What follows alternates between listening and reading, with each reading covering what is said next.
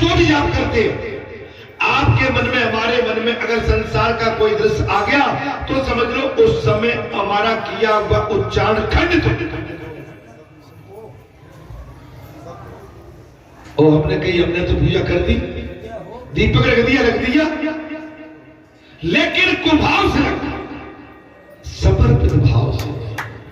अरे सन्मुख हो जीव मोहि जबई और जन्म कोटि अविनाश जीव जब संसार को त्याग के तू मेरी शरण में आ जाएगा, मैं गारंटी देता हूं तेरे जन्मों जन्मांतर के पापों का विनाश कर दूंगा, तेरी शुद्धि कर दूंगा, तुझे अपना लूंगा, तेरी जगत में पूजा करा।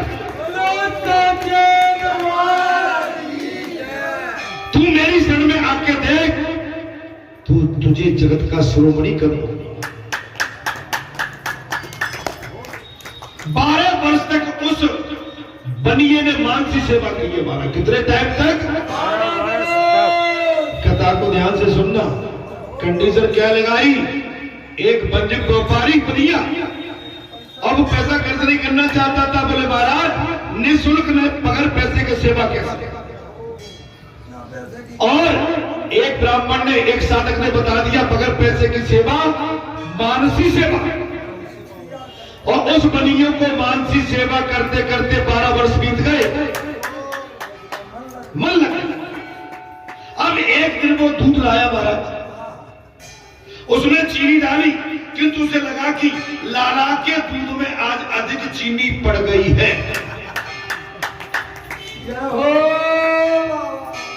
एक दिन वो दूध लाया मन से, हकीकत में नहीं, मन से, और दूध में चीनी डाली, लेकिन मन में विचार आ गया कि लाला के दूध में चीनी अधिक गिर गई है। बनिया ये कैसे समझ सकता था?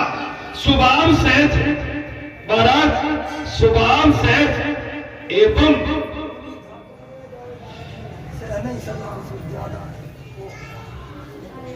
कृपाता कैसे, माने ये संकट कैसे मिट सकता था? अर्थात प्राण और प्रकृति स्वभाव साथ साथ ही जाते हैं। प्राण एवं प्रकृति स्वभाव के साथ साथ जाते हैं। उसने सोचा जरूरत से अधिक चीनी दूध में जा पड़ी है, उसे निकाल लूं, कभी दूसरे काम में उपयोगी होगी। अब जहां मन बिगड़ गया कि नहीं बिगड़ गया? बोले भाई जहां में ज्यादा चीनी पड़ गई, हमारी माता कहती है ना ज्यादा चीनी पड़ गई, दाल आज इतनी डालो पतीली में, ये कल के काम आ जाए। और यहां पर बनिए ने भी कोई काम कर दिया। बोले एक काम करते हैं, चीनी को निकाल लेते हैं, जो किसी और काम में आ जाएगी। हम यहां न तो बर्तन था, न दूध था, और न कोई चीनी थी, क्योंकि वो तो मानसी सेवा करता था।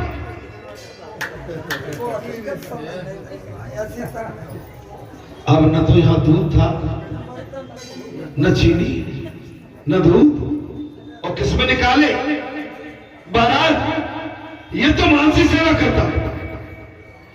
फिर भी तन्मयता के कारण उसे ये सारी वस्तुएं प्रत्यक्ष दिखाई दे रही थी। अतः मन ही मन कल्पना में उस चीनी को निकालने लगा।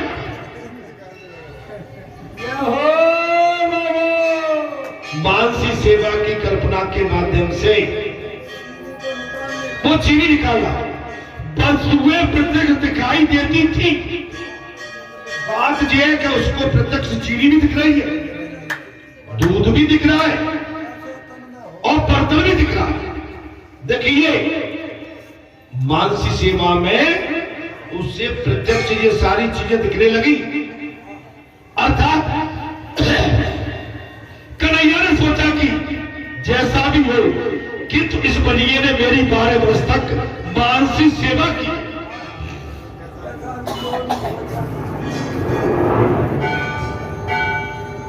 भगवान कन्हैया ने सोचा, बोले कैसा भी हो, इस बनिए ने मेरी 12 वर्ष तक सेवा की है, अतः उन्हें प्रकट होने की इच्छा होगी। बात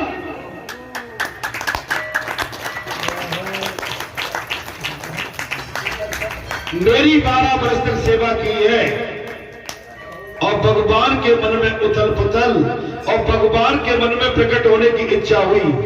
बाल कृष्ण प्रसन्न हुए थे, उन्होंने प्रकट होकर बनिए का हाथ पकड़ा और कहा कि चीनी अधिक चली गई है तो क्या हुआ, तूने 1 पैसे का भी तो खर्च नहीं किया।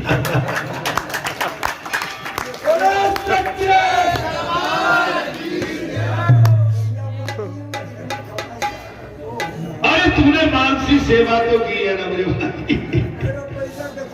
भगवान प्रकट हो गए, कहने लगे हाथ पकड़ के, अरे भैया तूने मानसी सेवा की है, तेरा खर्चा तो कुछ हुआ नहीं है। भगवत स्पर्श होने से वो बनिया सच्चा वैष्णव बन गया।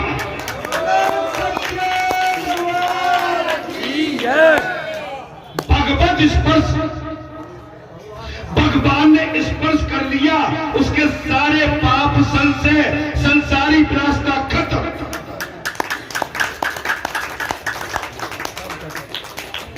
संसारी विलासताएं, अब आप अंदाज लगा लीजिए महाराज, आप समझ सकते हैं।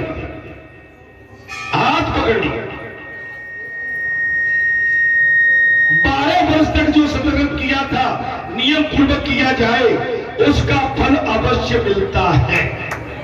अगर 12 वर्ष तक आप नित्य अपना कोई भी क्रिया करते हैं उसका फल आपके हमारे सामने प्रत्यक्ष आई जाए।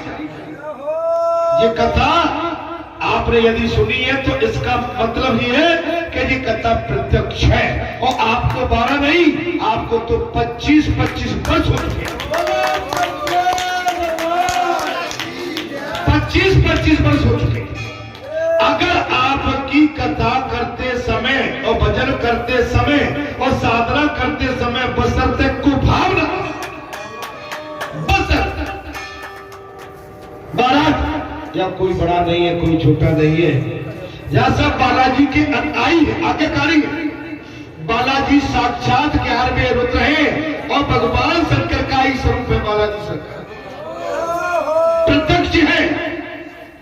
ये स्थान मानव के द्वारा नहीं, ये बालाजी सरकार के द्वारा निर्मित किया हुआ ये साक्षात धर्म का एक बहुत बड़ा खंभा है।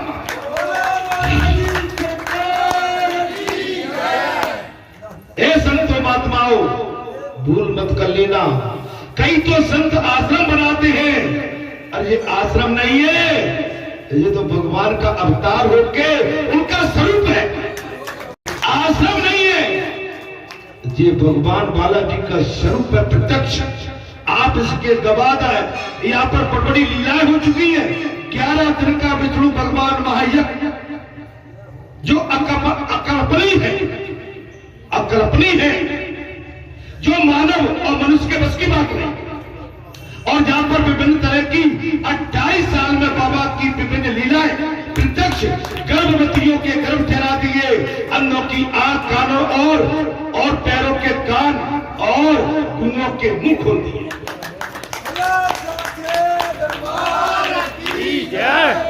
ये क्षेत्र कैसा था, इसको इस क्षेत्र को धर्म में बिल्कुल एकदम धर्म की माला बना।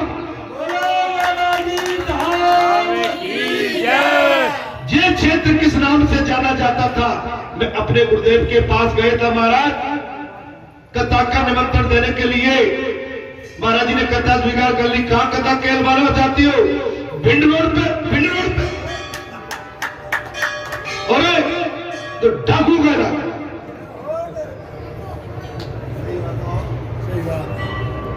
आप समझ लो आज सबसे बड़ा तीर्थ बन गया आपका। आश्रम मत बोला करो, ये भगवान का साक्षात हनुमान का स्वरूप है पूरा। अरे आश्रम तो मनुष्य बनाते हैं, संत बनाते हैं, ये तो भगवान ने बनाया। और भगवान जिसको बनाते हैं उसको तो अमिट कर देते हैं, दंड कर देते हैं, महाराज अचल कर देते हैं। अर्थात मेरा आप सभी से अनुरोध है, ये आश्रम नहीं, ये भगवान का स्वरूप है, बालाजी का स्वरूप है। आप सभी, कल मैं बैठा था, कल ही बात चल रही थी, बोले महाराज आप अमेरिका में चले गए थे, वो सरबराह रोज निकलते था डेली पूरे आश्रम में, वहां से लेके गद्दी तक और पूरे आश्रम में लहराते हुए फिरते थे। अब क्यों नहीं फिरते? मैंने कही अब मुझे घुसे हुए भीतर जानना चाहते हो, कभी ऐसा मौका पड़ा तो वो फिर यहां रहेंगे। और जानना चाहते हो, अरे ये मिट्टी का पुतला नहीं रहा तो हम इसी रूप में रहेंगे। समझ लेना महाराज, यहाँ की रखवाली कौन करेंगे? यहाँ की रखवाली वही करेंगे जो भगवान शंकर के गले में पड़े रहते हैं, वही करेंगे।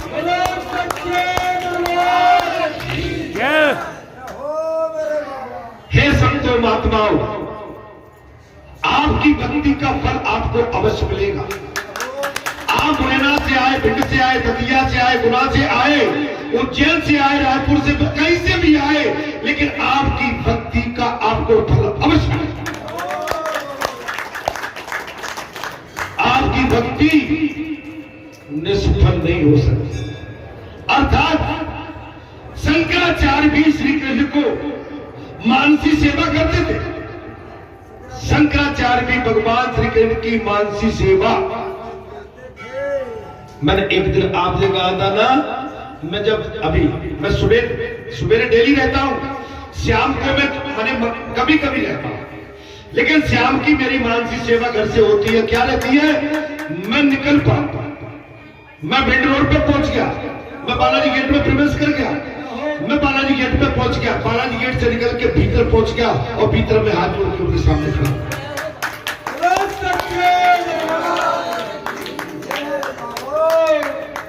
यह मानसी सेवा तो हर आदमी को करना चाहिए। आप करके देखिए, आपको शांति मिलेगी, आनंद आएगा। आपकी मानसी सेवा कभी व्यर्थ नहीं जा सकती, पर नियम पूर्वक किया हुआ उसका फल अवश्य मिलता। शंकराचार्य जी ने भी श्री कृष्ण की मानसी सेवा करते थे। भरत जी मानसी सेवा करते हुए तन्मय हो गए। भगवान सूर्यनारायण की कथा चल रही है और इसमें संतों का, भक्तों का, पुजारियों का, सभी का अनुमोदन किया गया, व्याख्या की गई। सेवा करते हुए थक जाते थे कौन? भक्त जी। तो ध्यान और कीर्तन करने लग जाते थे। जब वो सेवा करते करते थक जाते थे, ध्यान एवं कीर्तन में लग जाते।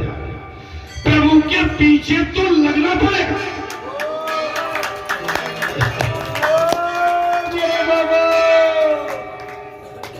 एक बात है, हम व्यासपीठ पे, हम प्रभु नहीं है, हम साधारण मनुष्य बैठे हैं। आप जहां पर झुक जाओगे, हमारे हाथ अपने आप ऊपर उठ जाएंगे। आप लेट के आओगे, हमारे हाथ हमारे पास सीधी। ये तो हमारी बात हो गई। ऐसे ही आपकी बात है, लेकिन भगवान की इससे अधिक बात है।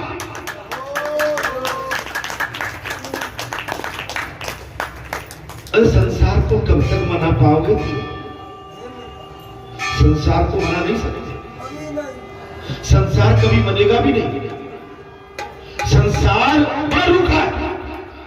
संसार का स्वभाव बड़ा कठोर है। आपसे जब तक उसका कोई स्वार्थ जुड़ा है, तब तक संसार आपके पीछे लगा है, और स्वार्थ निकला और अलग।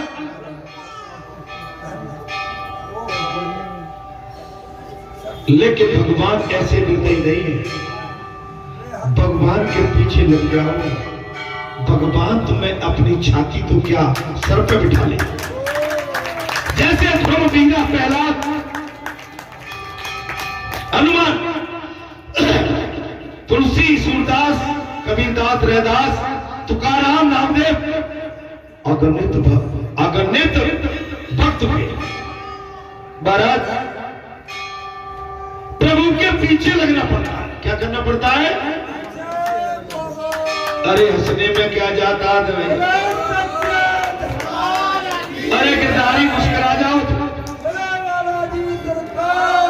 जब तुम मुस्कुराते हो ना, हमारे अंदर एनर्जी आ जाती है।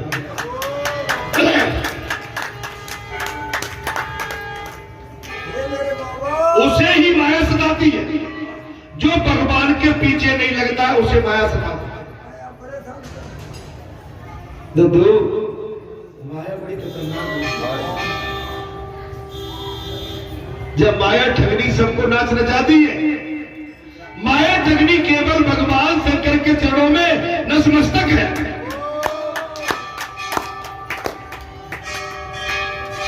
सांसारिक विषयों में जो कैसे हुआ उसे माया नहीं सताती, और सांसारिक विषयों में जो नहीं फटा है, फंसा है, उससे माया नहीं सताती।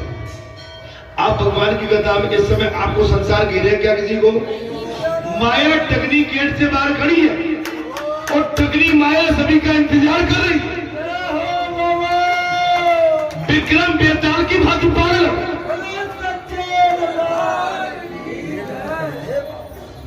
यहां से निकलने दो महाराज। ये व्यासपीठ पे पुतला बैठा है ना, इस पे भी बेताल टूट पड़ता है महाराज। और विक्रम कहता भैया छोड़ो मुझे। क्या कहता महाराज? क्योंकि माया मानती है कि ये मेरा मरा हुआ है, ये मरा हुआ है। जो माया के बेकाबू में आ गया वो मर गया, और माया कहती है ये मरा हुआ है, इस पर मैं काबू पा सकती हूँ, और जो भगवान का बन गया है वो मरा नहीं है, मैं उस पर काबू नहीं पा सकती। बहुत बड़ी बात कहती है माया। क्या कहती कि जो संसार के चक्कर में बड़ा हुआ है ना, ये तो मरा बड़ा हुआ है, इसको घेर लो। और जो भगवान का भजन कर रहा है, माया उसे दूर रहती है। कैसे? आपने देखा होगा हमारा बिल्ली बड़ी ताकती रहती है, देखते ऐसे ही माया ताकती रहती है। क्यों झपटा मारा? अर्थात माया अधिक सताती है। और उसे क्यों नहीं मारू? जो व्यक्ति प्रभु के पीछे पड़ा हुआ है उसे ही माया अधिक सताती है। लेकिन इसमें भी बात आ गई महाराज, जो प्रभु के पीछे पड़ा है उस पर माया और ज्यादा हावी होने की कोशिश करती है कि जी मरे मराए ने तो मैं निपट लूंगी, पहले इसको पटक पाए। अगर मैंने इसको जो पीठ पर बैठा है इसे पटक लिया तो ये सब कब्जे में आ जाए। मैं ठीक बोल रहा हूं? बोले जे व्यास पीठ पर बैठ के जे इनमें शक्ति डाल रहा है, बाहर तो निपट लूंगी, लेकिन ये इतना मजबूत कर देता है कि ये बाहर निकल के मेरे कब्जे में नहीं आएंगे। माया कहती है कि एक काम करो, इनसे नहीं, ये जो शिक्षा दे रहा है इसे पटको पे। बोले जे काबू में आ गया तो ये तो अपने आप काबू में आ गया। गांव में कहावत है, ए मोड़े एक काम करियो, बात तुमने अगर सही कर दो तो पूरा काम सही है।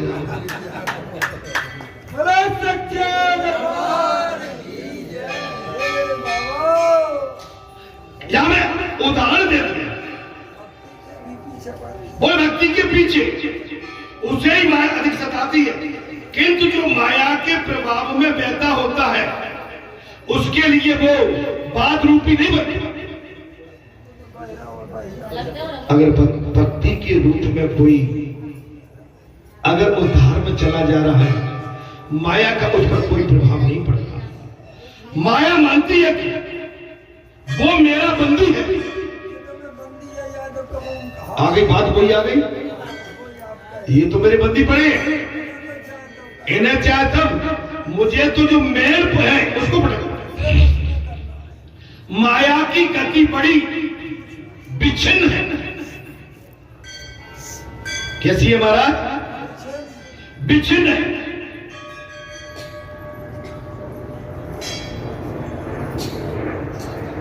कमर तक जल में भरत जी खड़े हुए थे महाराज, लेकिन ठगनी माया वहां पहुंच रहे। भरत जी कमर तक जल में खड़े हैं। ग्रीष्म ऋतु थी। एक गर्भवती हिरणी प्रातः काल जलपान करने आ गई। माया पहुंच गई। पहुंची के नहीं माया? एक गर्भवती हिरणी जल पीने के लिए आ गई और भरत जी उस समय जल सरोवर में अपनी कमर तक के पानी में तपस्या में खड़े थे। इतने में कहीं से सिंह ने गर्जना की, जिससे वो हिरणी भयभीत हो गई। अरे परीक्षा हो रही है। इतने में कहीं से शेर ने गर्जना की है। उससे सोचा कि गंडक नदी पार कर उसने जोर से छलांग मारी। किसने? हिरणी ने। गंडक नदी को पार करने के लिए जोर से छलांग मारी। प्रबस काल समीप था। हिरण बाल का जन्म हो गया था पशु जी को। बस हिरणी गर्भवती थी, प्रबस होना था। छलांग मारी अपनी जान को बचाने के लिए, और हिरणी ने बाल हिरण को जन्म दे दिया। वही नदी के जल में वो गिर पड़ा। गंडक नदी के जल में वो गिर पड़ा। दूसरे किनारे पर हिरणी की भी मृत्यु हो गई। दूसरे किनारे पर हिरणी की भी मृत्यु हो जाती है। भगवान सुखदेव कहते हैं, राजन, भरत जी ने उस मृग बालक को नदी के जल में पड़ा हुआ देखा। उन्होंने इस बच्चे को भी श्री हरि का दर्शन किया। उस बच्चे में भी जब भरत जी ने श्री हरि का दर्शन किया, वे सोचने लगे कि इसकी माता की तो मृत्यु हो गई, सो जगत में इसका अब तो कोई दूसरा और है ही नहीं। अब इसका पालन पोषण रक्षा आदि कौन करेगा? वे दयावश होकर उस बच्चे को अपने आश्रम में लेके आ।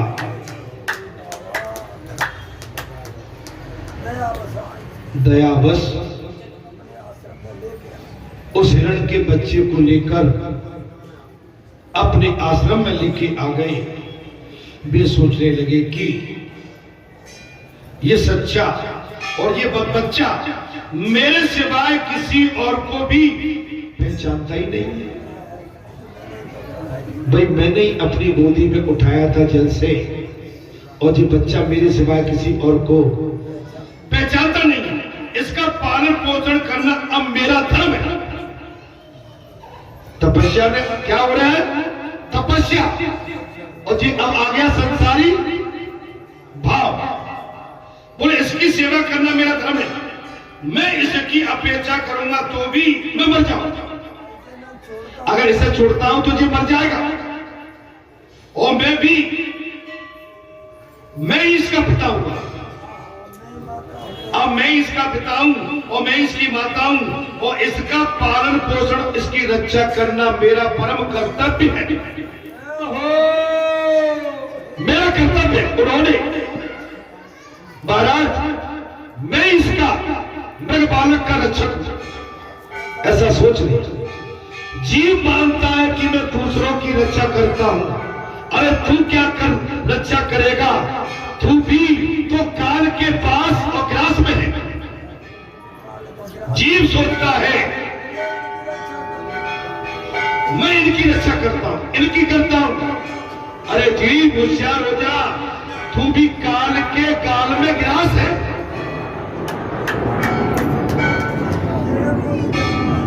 काल का भोजन है। रक्षा करने वाला तो वो प्रभु है, करता हरता तो श्री हरि है। करता हरता धरता तो श्री हरि है। पालक और संगार भी श्री हरि है। पालन करता भी संगार करता भी श्री हरि है। तुम घर में रहो या वन में, तुम्हारी रक्षा करने वाले श्री हरि है।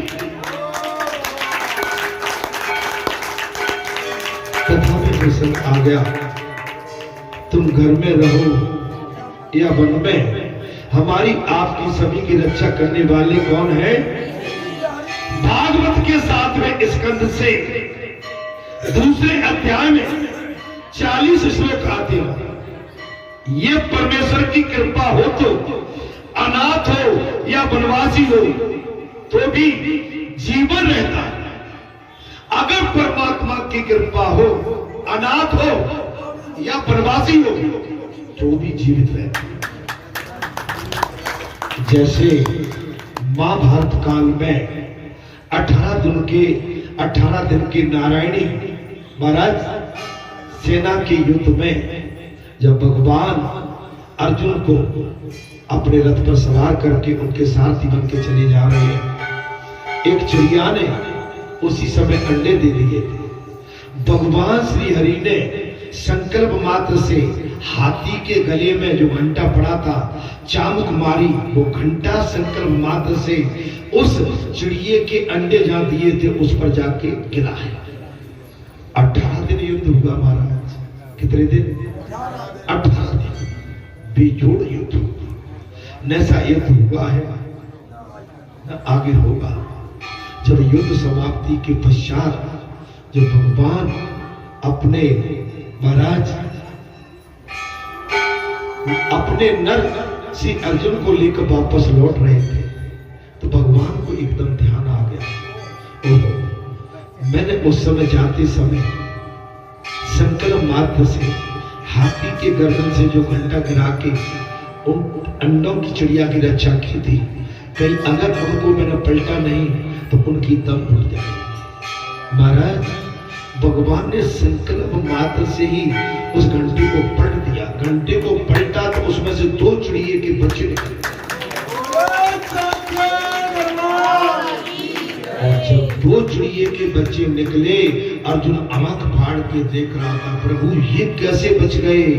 पार्थ जिसने तुमको बचाया उसी ने इनको बचाया। बात इतनी सी है। हम कहते हैं मैंने अपने बेटे को बचा लिया, कोई कहता है मैंने माता पिता को पाल दिया। माता पिता कहते हैं हम अपनी संतान को पाल रहे हैं, ये मिथ्या बात है। सब अपने अपने भाग से जीते, अपने अपने भाग से खाते हैं। भगवान को पानी से बाहर निकालने का तो ये महाराज भरत जी का धर्म था। उन्होंने रक्षक पिता बनने का भी रिश्ता जोड़ लिया। ये वो अच्छा नहीं, वो तो ठीक था। बच्चे को पानी से बाहर निकालने तक का धर्म ठीक था, लेकिन भरत जी ने अपना रिश्ता उस बच्चे से जोड़ दिया, वो ठीक नहीं किया। ये कौन कह रहे हैं? भगवान सुखदेव। किससे? रजपई से। जीव मात्र का रक्षक पिता तो ईश्वर है, जीव मात्र का रक्षक कौन है? ईश्वर। सभी दोष अभिमान के कारण ही उत्पन्न होते हैं। मैं नहीं रहूंगा, ये गादी खाली पड़ी रहेगी। नहीं नहीं, गादी तो ऐसी रहेगी और भजन मंडली भी ऐसी होगी और भक्तों का दाता इससे भी अधिक बढ़ेगा। कब जब ये गादी कीचड़ बंदना करेंगे तब।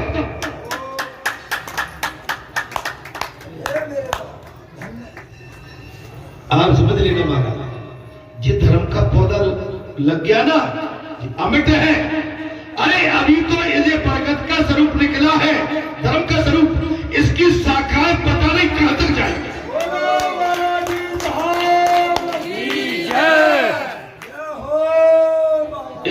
शाखाएं बहुत दूर तक जाएंगी, इसलिए मन का भ्रम तोड़ दो। आप रोने लगते हो, बाबा अब हम क्या करेंगे? तुम्हारे बाबा को आज नहीं कल, और हमको तुमको सबको इस संसार से एक समय आकर विदाई लेनी